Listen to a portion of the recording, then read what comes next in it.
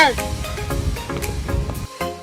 and Environmental Assessment. E.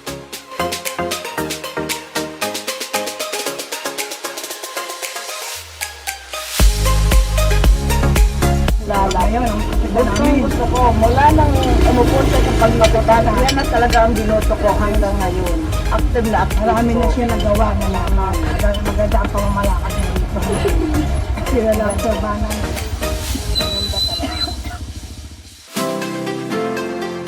Ako naman sa Banyolero ay napakaganda. Ngunit, ang pinapangit lang nito ay ang mga nagkalat na basura.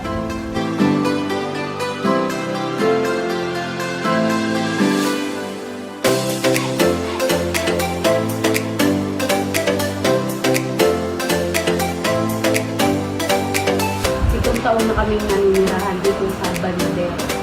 Ang naranasan mo kalamidad dito, yung binagyo. Bali, 3 weeks kaming walang kuryente, yun ang naranasan namin dito. Bukod doon yung naranasan din namin yung pagbuhod dyan sa ilog. Nabawasan na rin yung lupa niyo dyan. Pag alam ko siyempre may bagyong darating, siyempre kahit paano namimili ako ng mga stock namin. Katulad halimbawa sa kuryente, bumili ako ng kandila. Para in case na mawalan tayo ng kuryente, meron kaming gagamitin. Tapos yung mga gamot rin siyempre, kahit paano bumibili ako ng mga panlag na by Jessic Joseph, yun. Yung mga ganun. Magandang buhay po sa inyong lahat. Ako po ang Environmental Scientist ng Health and Environmental Assessment Response Team. Ako po si Dr. Bisaya.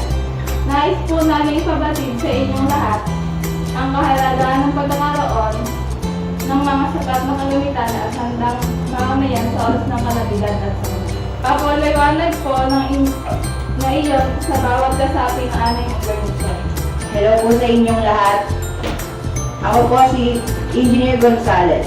Sa aking pagsusuri dito sa ating barangay, maging malaki man o maliit, mababa o mataas, na tahanan ay naapektuhan pa rin ang ating kalamidad.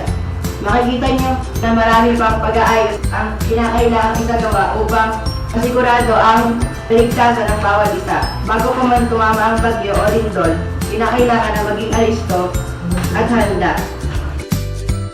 Kinakailangan maging mapagmatsyag at lagi po tayong manood ng balita o makinig sa radyo upang maging handa. Maraming salamat po.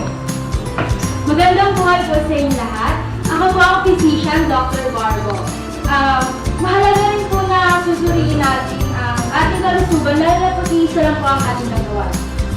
Mahalaga ang pangalagaan natin ang biyaya ng loob sa ating group.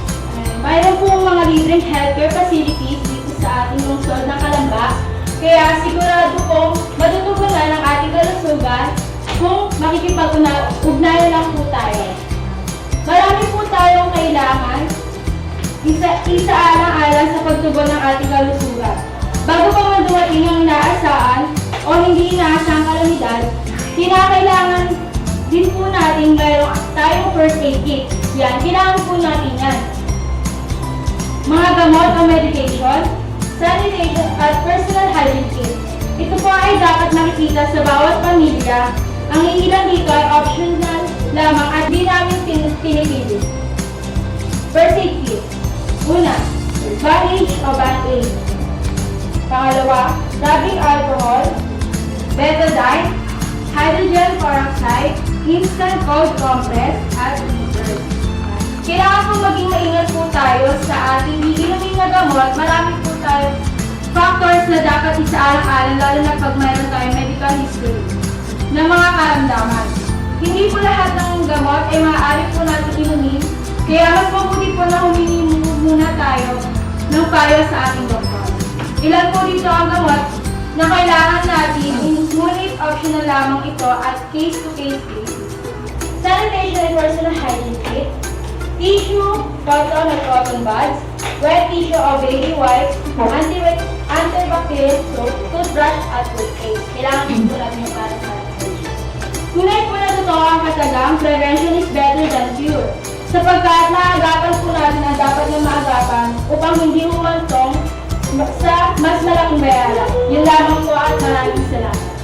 Magandang buhay. Ako yung Emergency Management Specialist dito sa Barangay Banyadero. And i-discuss ko dito kung ano yung kahalagahan ng survival kit sa bahay natin. Ang kailangan natin sa survival kit, syempre yung tubig para hindi tayo ma-hydrate, gano'n. Sa canned goods, syempre kahit sa evacuation center, hindi natin maiiwasan na pag-uubusan ng pagkain, then kailangan natin yun. Then sa mga radio, sa extra battery sa cellphones, para sa communication natin. Then, Code, contact number ng family members or extra cash. Kailangan. Nagpapasalamat sa inibigay niyo pong oras upang makadalaw sa aming pagtitipon. Ang aming hinahangad lamang ay pagtugon sa